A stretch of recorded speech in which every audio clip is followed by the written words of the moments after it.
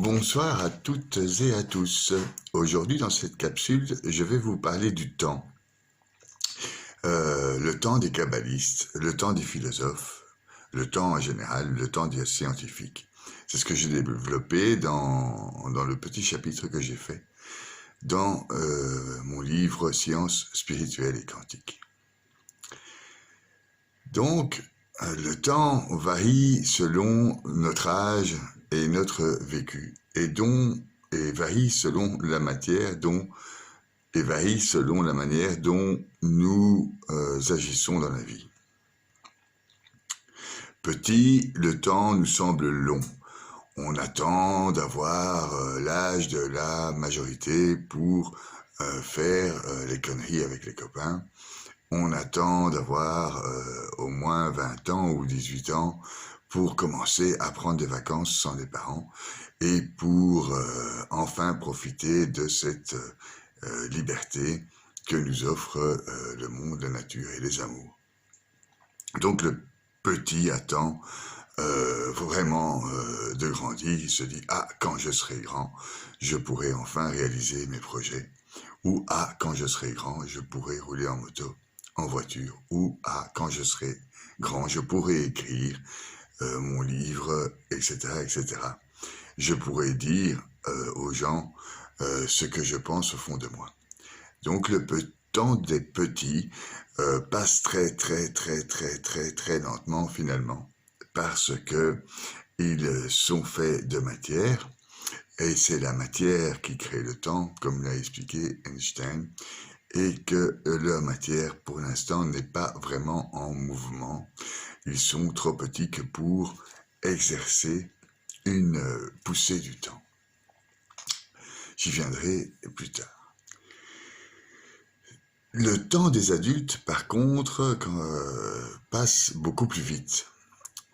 Pourquoi? Parce que on travaille, on est dans les activités journalières, on a des enfants qu'on doit porter à l'école, qu'on doit éduquer.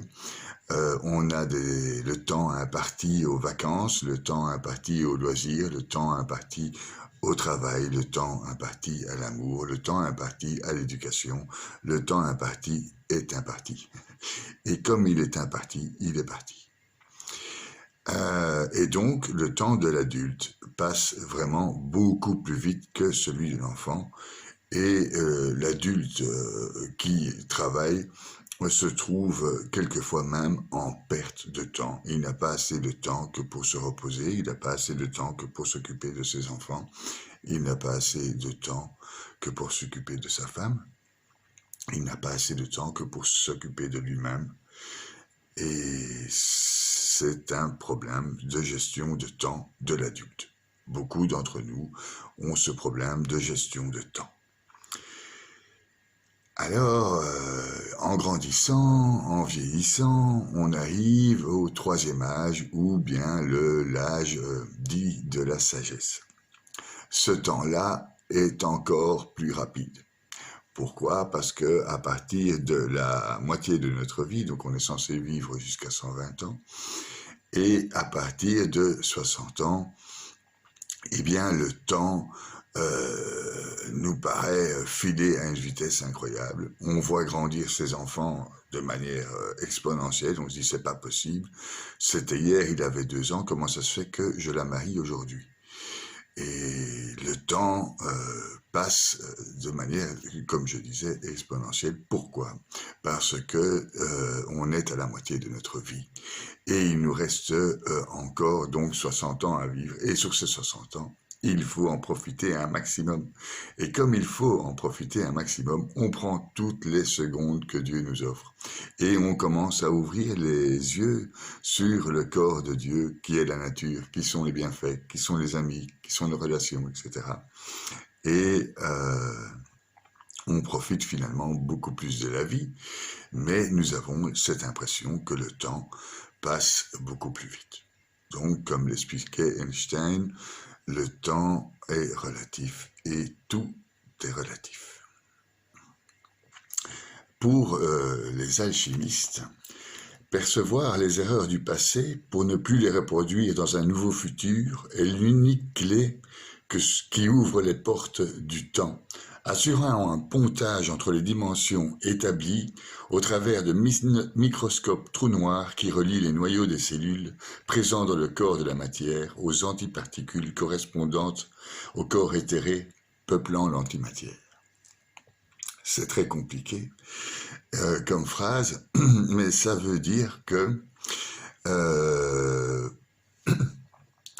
on vit pour les alchimistes et pour les kabbalistes et pour toute personne spirituelle ayant conscience d'avoir une âme et qui est infinie, ce qui est le cas des alchimistes lorsqu'ils étudient la matière, ils se disent qu'en résolvant les erreurs ou en comprenant son passé, en se pardonnant, on peut ouvrir la porte du temps et pas rester coincé sur un instant présent.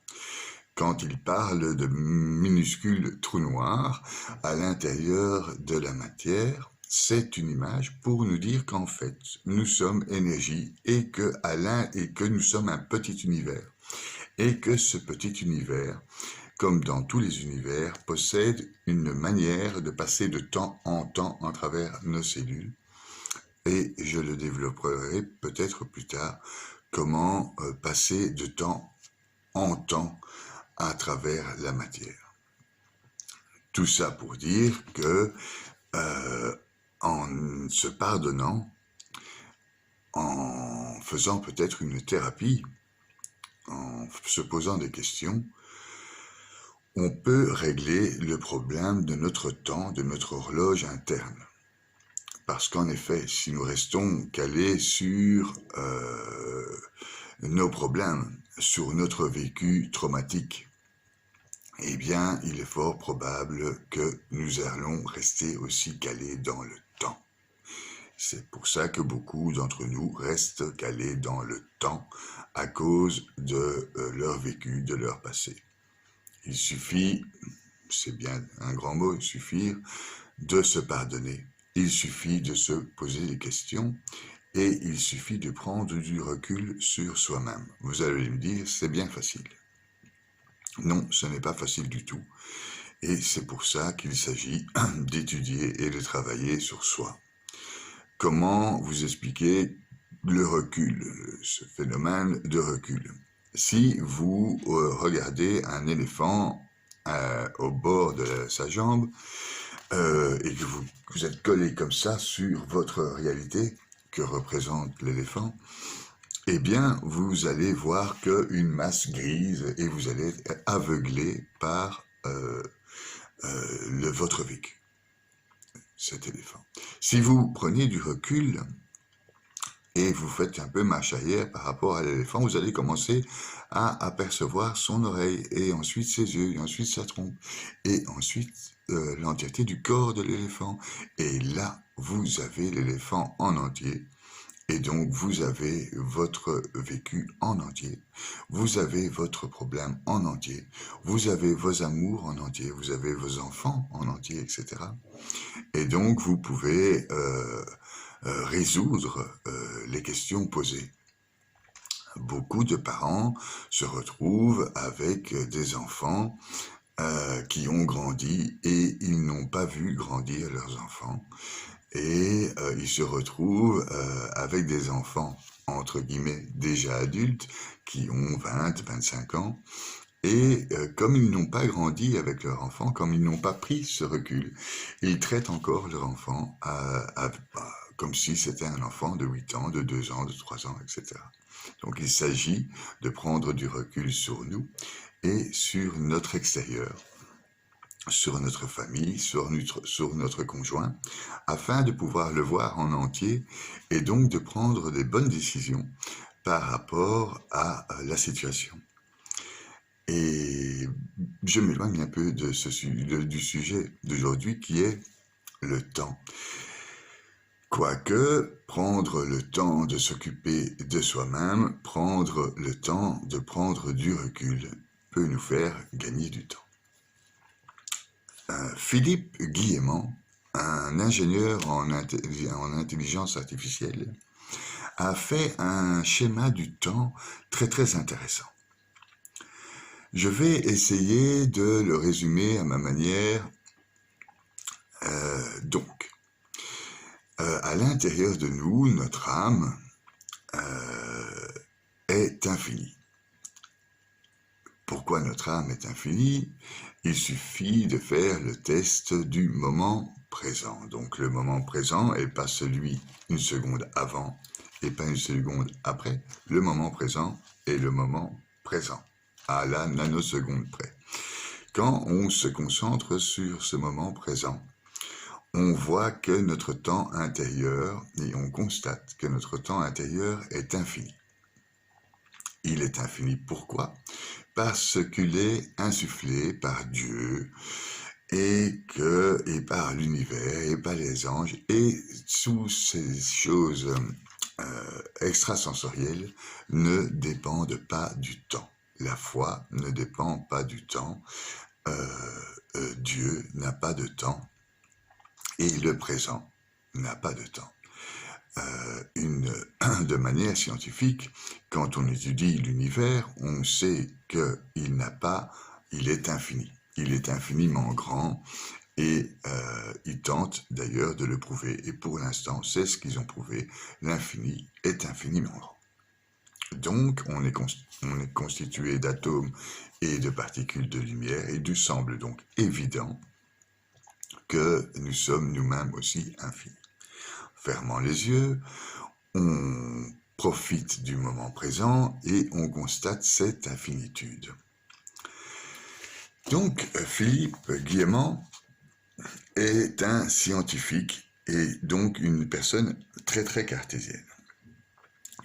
Il part donc de l'étude scientifique des phénomènes temporels, comme l'a expliqué au départ Einstein, qui explique que le temps et l'espace-temps dépendent de la matière.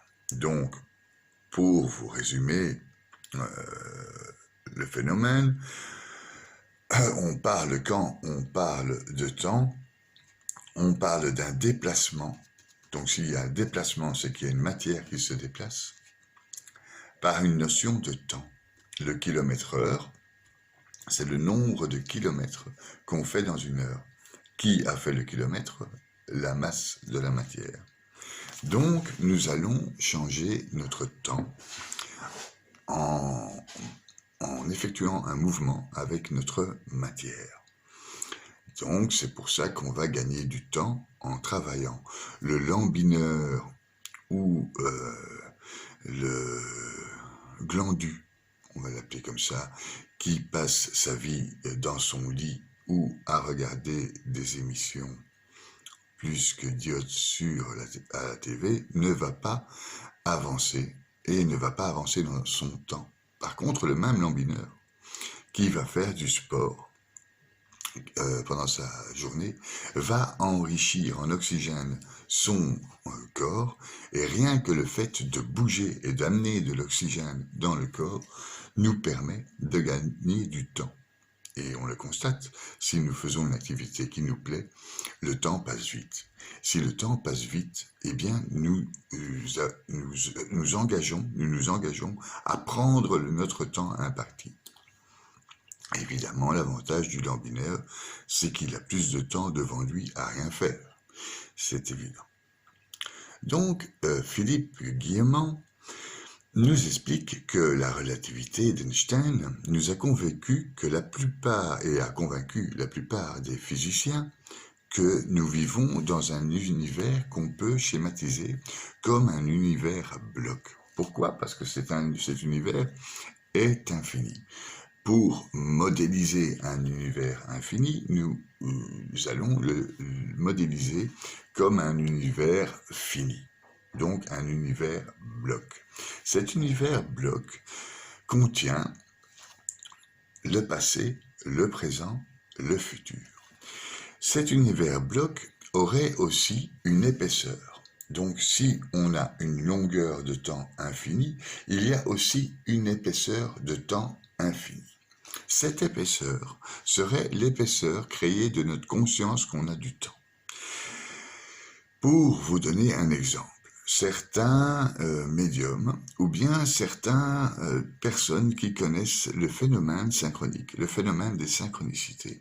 Certaines personnes ayant travaillé les lois de l'attraction, sachant que nous sommes énergie, certaines personnes sachant qu'à l'intérieur de nous, nous sommes infinis, ces personnes créent une épaisseur au temps et à notre espace-temps grâce à la conscience, grâce à notre esprit. Et c'est bien pour ça que nous sommes différents des animaux, parce que nous avons un cerveau qui peut travailler avec notre esprit et notre conscience pour changer notre espace-temps. Comme la physique quantique l'explique, c'est nous qui créons la réalité dans laquelle nous vivons.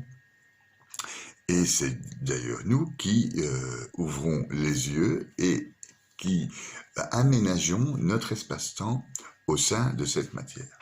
Il ne s'agit donc pas de perdre notre temps. Et quand je dis pas perdre notre temps, je parle bien de notre temps intérieur. C'est ce que j'appelle le temps absolu. Donc le temps de l'intérieur est le temps absolu parce qu'il dépend, ou il est en tout cas nourri d'une infinitude de moments, et le temps relatif est le temps de la matière, donc le temps de notre fameux glandu qui reste dans son lit à rien faire. Donc je reviens sur cette notion développée par Philippe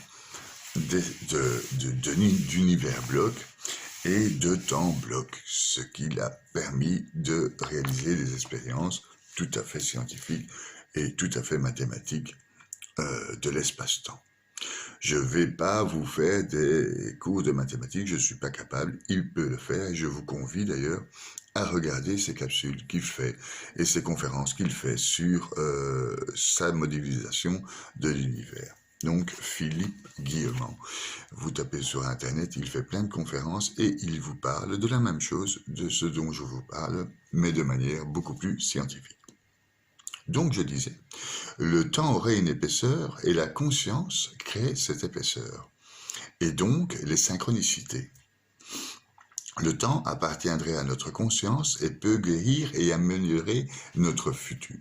Donc il peut guérir notre passé, s'apprendre à se pardonner, et il pourrait créer notre futur. Expliquer clairement, c'est que notre moment présent, celui dans lequel vous êtes actuellement avec moi, dans ce moment présent, vous avez décidé vous avez des désirs et vous avez de la volonté à accomplir ces désirs. Et donc, vous poussez comme une sorte de flèche dans cet univers bloc, dans cet espace bloc de votre conscience. Vous vous dirigez vers le haut. Oui, vous avez vraiment des objectifs à atteindre. Oui, et le fait d'avoir un haut moment présent, une haute ambition de la gestion de votre temps, vous allez modifier votre passé et modifier votre futur.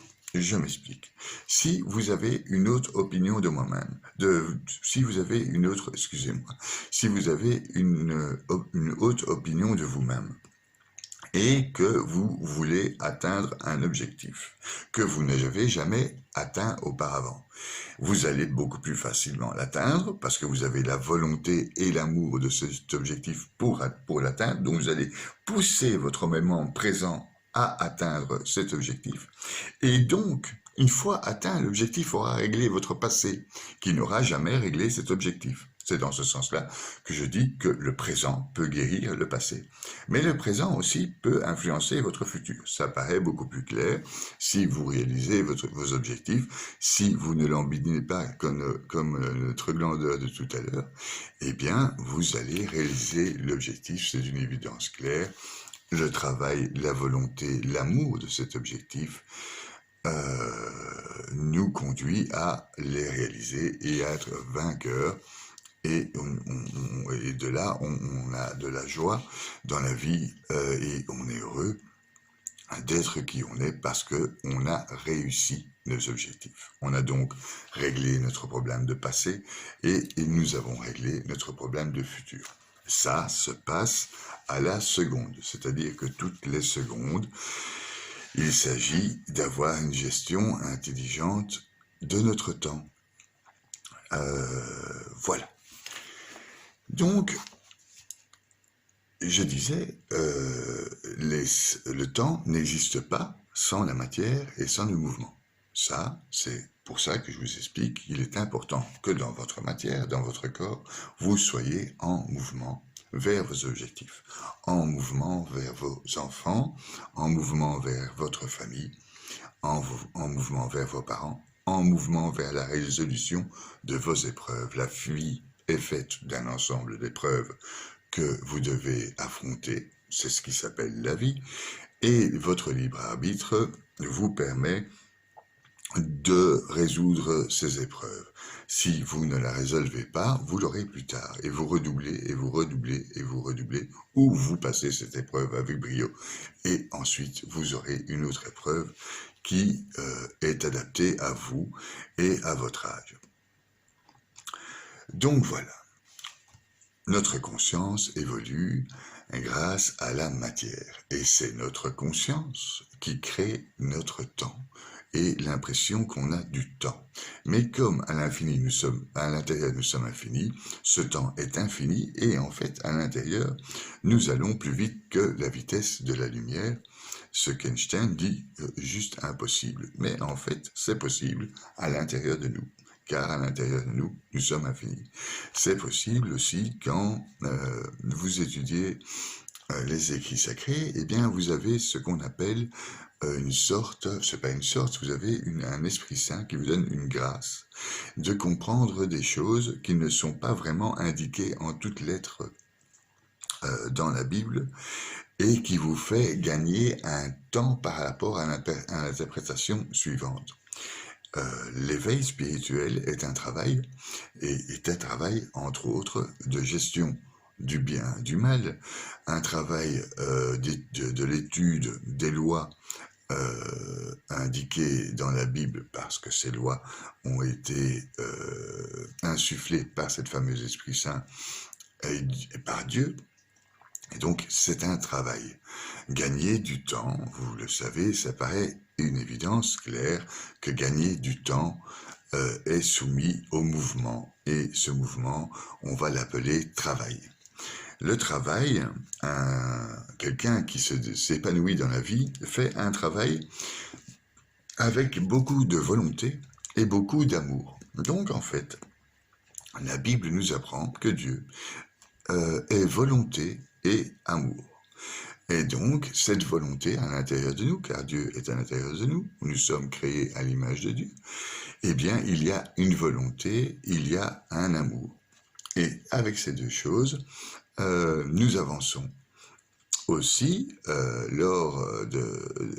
lorsque Moïse a été sur le mont Sinaï et a eu le contact avec Dieu à travers le buisson ardent, Dieu lui a dit « Je m'appelle Yod-Hé-Vav-Hé », ce qui veut dire « E-O-V », comme l'exprime si bien et faussement les témoins de la Java. Eh bien, E-O-V, Yahvé, veut dire en hébreu « celui qui est présent ». Il est présent dans le présent de tous les présents. C'est-à-dire que si vous fermez les yeux, vous avez le moment présent, eh bien, il y avait Dieu est présent à ce moment-là et il est infini. Et c'est lui qui vous donne cette infinitude, cet infini qui est à l'intérieur de vous. C'est ce que nous apprend la Bible, l'Ancien Testament. Et le Nouveau aussi, à travers la vie de Jésus-Christ, notre Seigneur. Sommes-nous conscients de ce que nous voyons dans le monde? Si nous regardons nos partenaires, nos amours, que regarde-t-on? Et ça a à voir avec notre conscience. Donc cette conscience, expliquée par Philippe, qui est donc l'épaisseur du temps. Donc dans cette épaisseur du temps, nous avons les synchronicités, mais beaucoup plus simplement que ça. Nous avons, que dit les kabbalistes, nous avons le partage avec le cœur, la discussion avec le cœur. C'est ce que j'essaye de faire actuellement. J'essaye de vous donner tout mon cœur dans ce que je vous explique. Eh bien, ce partage avec le cœur, vous pouvez l'avoir dans le couple et dans vos enfants, avec vos enfants. Et ce partage avec le cœur est infini. Il utilise la volonté infinie de votre âme pour partager avec l'autre. Donc, quelque part, en vous parlant, avec mon cœur, je vous passe un message que moi j'ai étudié à travers des années. J'ai mis des années à vous parler de ça. Et vous, comme je parle avec mon cœur, vous comprenez ce que je dis, vous le captez, et vous gagnez un temps dingue. Vous ne devez pas travailler comme moi je l'ai fait pour aujourd'hui vous l'expliquer. Et donc ça, c'est l'épaisseur du temps. C'est notre conscience qui crée cette épaisseur. Bien, et quand nous sommes en couple, nous sommes avec les autres, nous sommes avec nos enfants, il est important de regarder l'autre avec le cœur, parce que là est la réalité profonde de l'autre. Et c'est grâce à cette énergie de conscience que nous touchons l'essence de l'autre. D'ailleurs, c'est l'essence humaine. L'essence humaine qui est la conscience humaine. L'âme humaine, ça fait partie de notre essence. En parlant avec le cœur ou en écoutant avec le cœur, on gagne un temps fou parce que nous rentrons dans ce temps absolu qui est infini. Donc il est important de regarder les qualités de l'autre à travers son cœur. C'est regarder l'âme de l'autre, ce qui permet de lui pardonner ses petits défauts.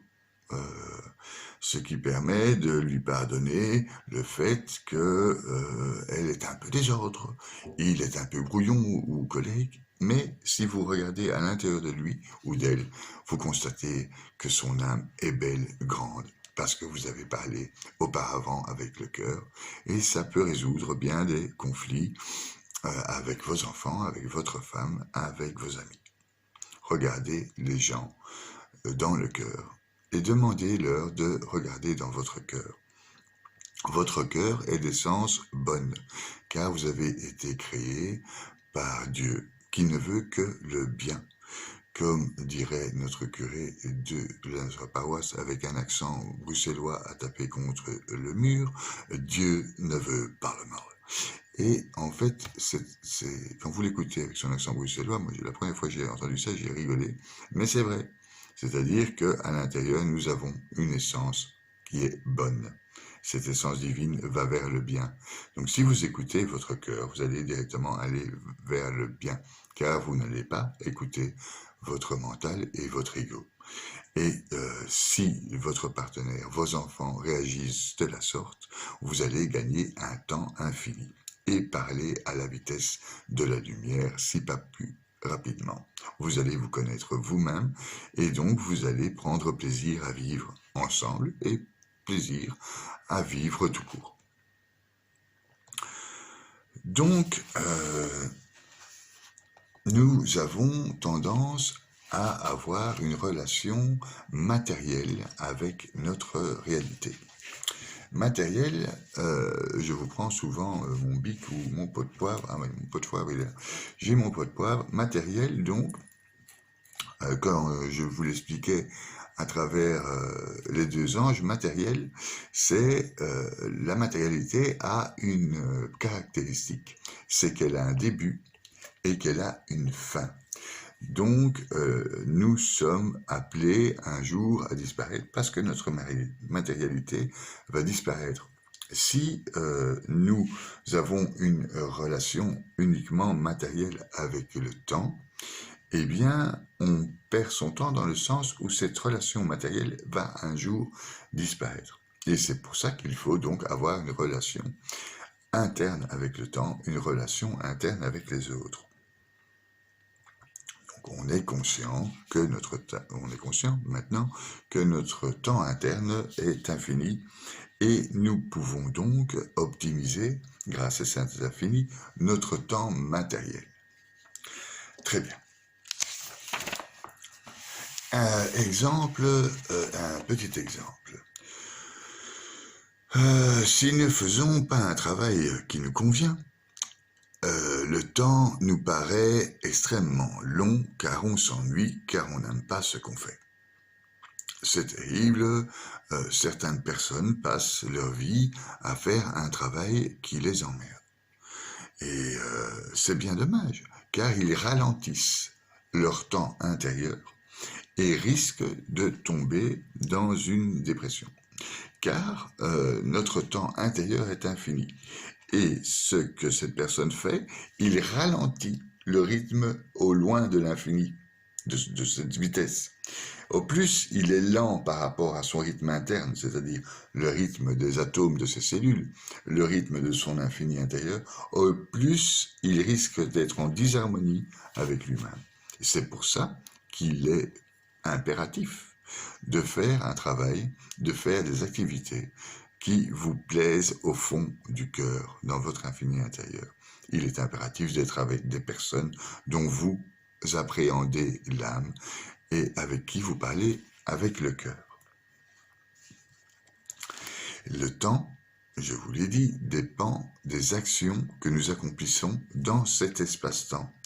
Cet espace-temps s'impose à notre matière. Nous sommes des êtres dont le destin est de mourir, et donc il est important que le temps qui s'impose à notre matière, nous puissions en profiter au moment présent, c'est-à-dire avec cette notion d'infini, ce qui nous permet d'optimiser au maximum avec une volonté et un amour infini et avec un moment présent tout ce que nous faisons dans la vie.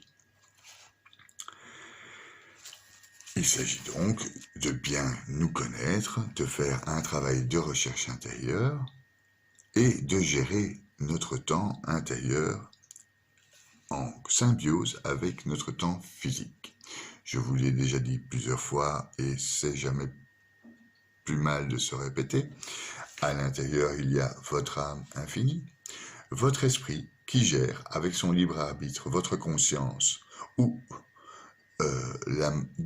au contraire, si vous n'allez pas vers votre conscience, vers le mal, vers la matière, ce qui est matériel, la réussite sociale, la richesse, et troisièmement, vous avez votre matière.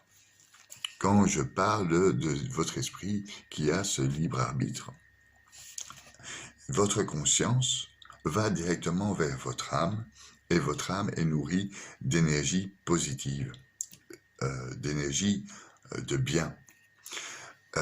Et la matière, on a tendance à voir les autres et la réussite sociale, surtout dans notre société capitaliste en Europe, en Amérique, on a tendance à s'identifier à ce système.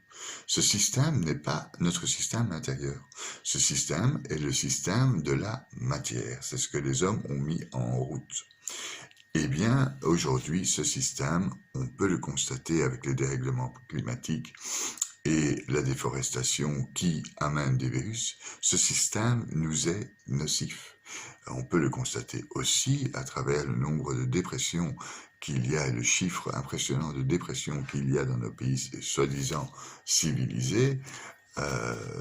C'est parce que ce système ne nous convient pas ou ne nous convient plus. Il s'agit donc de réfléchir, de prendre du recul par rapport à cet éléphant, de voir la masse de l'éléphant et de pouvoir donc passer l'épreuve que constitue cet éléphant de manière optimale afin d'engendrer la vie et non la mort.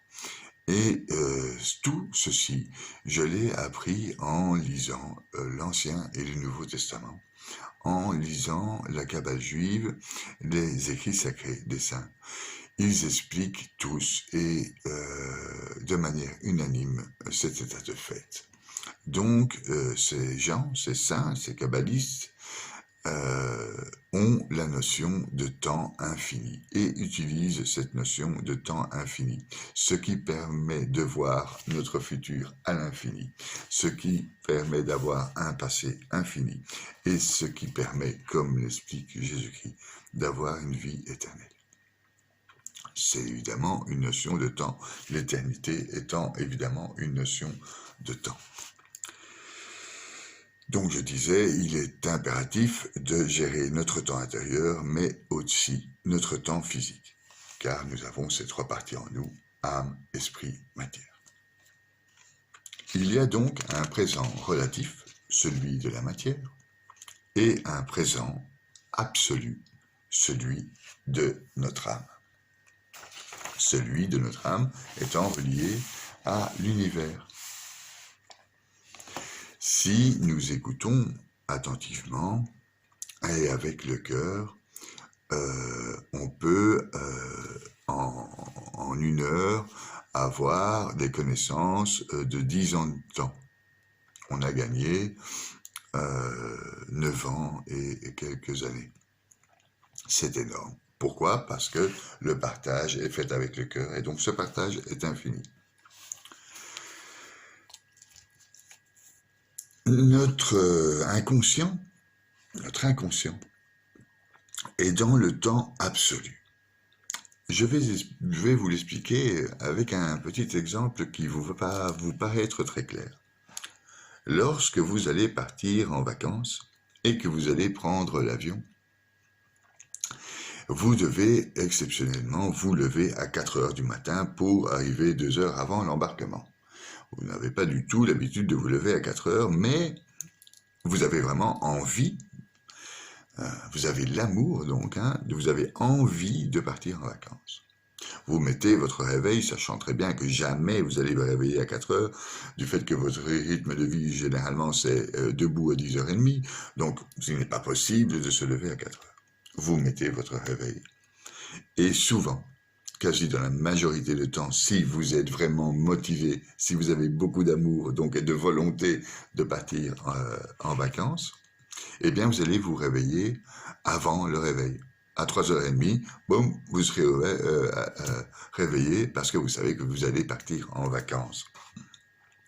Et ça, c'est votre inconscient et votre subconscient qui vous a dirigé. Parce que quand vous dormez, vous n'êtes pas, vous n'avez pas votre conscience. Si on voit pas, si on vous parle doucement, vous n'allez pas vous réveiller, vous n'allez pas savoir résoudre des formules mathématiques ou lire un livre pendant votre sommeil. Eh bien, votre inconscient qui a déjà travaillé du fait que vous savez, vous avez préparé lors de votre préparation de voyage, ça fait déjà 1 mois que vous avez choisi votre destination. Ensuite, vous avez choisi votre billet d'avion, la compagnie, vous avez épargné aussi pour partir en vacances, le cas échéant, et tout ça a formé votre inconscient. Bien, lors de votre sommeil, cet inconscient parle à votre subconscient, qui lui est directement relié aux énergies divines. Plus tard, dans mes capsules, je vais vous parler du cerveau, et là, je vais vous entretenir sur le fait que dans votre cerveau, il existe la glande pinéale et aussi les biophotons, donc un système électrique qui est relié aux énergies de l'univers. Et ces énergies sont divines. Pourquoi elles sont divines? Parce que notre univers est infini et que l'infini est représenté par ce qu'on appelle Dieu, parce que l'infini est créateur. Dans ce cas, si notre univers est infini, il n'a pas de début, il n'a jamais commencé d'exister, il n'a pas de fin, il ne mourra jamais, il est présent à tous les présents, et ça c'est le tétragramme, et c'est ce qu'on appelle Dieu. Donc ce que nous avons devant les yeux, c'est le corps de Dieu. Nous avons, je ne veux pas montrer mon pot de poivre, ça fait désordre, mais nous avons la nature, nous avons les étoiles, nous avons etc. Nous avons tout ce que nous avons devant nous et le corps infini de Dieu. Parce que, donc, je vais quand même montrer mon pot de poivre pour expliquer, donc l'ange qui fait la forme, qui tient toutes les molécules ensemble, tous les atomes ensemble, tous les protons et les électrons ensemble, cette forme est donnée, c'est un pot de poivre, et puis l'ange du rythme, celui insufflé par la lumière. Okay, c'est un rythme lumière. Einstein a dit « rien ne va plus vite que la lumière ». Et donc, pour l'instant, on sait que la lumière a un rythme. Pourquoi? parce que la lumière est une fréquence, et une fréquence est positive ou négative. Et ce positif et ce négatif créent le rythme dans le travail rythmique chez les musiciens. Il y a le coup de caisse, et puis il y a un silence, et puis à nouveau un cri, un coup de casque-d'air. Donc ça fait entre les coups, il y a le silence, et ce silence crée le rythme. Voilà, voilà. Donc, notre inconscient est dans le temps absolu. Et c'est grâce à ce temps absolu qu'on se réveille avant le réveil. Car nous n'avons pas besoin de matière pour exister. Nous fonctionnons dans le sommeil. Par extrapolation, nous allons fonctionner aussi à la fin de notre matière, car notre matière possède un rythme, donc le noyau des atomes et les protons et les photons. Au milieu, il y a une énergie. Cette énergie, les kabbalistes l'appellent lumière, et les physiciens quantiques la définissent grâce à des formules mathématiques. Mais cette énergie n'est pas matière. Et c'est pourtant elle qui constitue 99% du proton, de l'atome. Donc, il y a une évidence même que la fin de la matière n'est pas la fin de votre âme. C'est QFD, ce que fait Dieu. Donc, je vais vous donner un petit secret. Comment fabriquer de l'éternité avec du ponctuel? Prenez vos cahiers.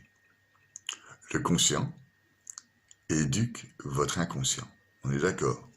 Vous allez partir en vacances, vous allez programmer, et vous allez éduquer votre inconscient. Inconsciemment, vous savez que dans 3 jours, vous partez en vacances. Et cet inconscient, pendant la nuit, pendant le jour, tout le temps, éduque votre subconscient. Et votre subconscient est relié à l'énergie divine. Et donc, c'est votre subconscient qui vous réveille à travers votre inconscient dans la nuit, qui vous réveille avant le réveil. Donc, le conscient éduque votre inconscient éduque votre subconscient est relié à l'âme, notre âme est enrichie par notre esprit, qui gérera la volonté et l'amour avec intelligence. Notre esprit prend du recul par rapport à la situation. Il permet d'apercevoir cet infini intérieur, c'est ce que j'appelle la place de Dieu en nous, et cette connaissance va élever les qualités de notre conscience et va élever la qualité de la perception qu'on a de notre âme. L'engagement que l'on porte à cette voie de fait donne vie à notre inconscient qui passe le message à notre conscience et la boucle est bouclée. Je vais essayer de vous faire un petit schéma que je vais vous indiquer là parce que j'avoue et je conçois très bien que ça peut vous paraître compliqué. Mais ce qu'il faut retenir, vous êtes conscient, à force de faire des exercices, à force de prier par exemple, vous connaissez Dieu, ça devient inconscient pour vous que Dieu existe. Cet inconscient crée Dieu dans votre subconscient, ce subconscient contacte Dieu, qui donne la connaissance à votre âme que Dieu existe et qu'est-ce qu'il vous apprend, c'est ce qui s'appelle l'Esprit Saint, la grâce divine, etc. Cette grâce divine nourrit votre conscient et la boucle est bouclée. C'est compliqué et en même temps, c'est très facile à comprendre. C'est comment on crée de l'éternité avec de l'absolu. À présent, je crois vous avoir fait gagner un maximum de temps. Voilà, si mes capsules vous ont intéressé, un petit like, je serai vraiment content. Un petit commentaire, un désaccord, un accord, une question sur les sujets que j'aime bien, mes sujets de prédilection, les psaumes, la Kabbale, la Bible, les écrits sacrés, les saints même, voilà. Un petit partage, et vous pouvez vous inscrire avec le petit bouton qui est là, vous inscrire à ma chaîne. Au plus j'ai de subscribers, au plus j'ai de likes, au plus je suis référencé et au plus je suis motivé pour parler avec mon cœur des sujets spirituels. Et au plus, peut-être, vous pourrez gagner du temps dans votre élévation spirituelle. Bonne journée, bonsoir à vous, bonne nuit, à plus.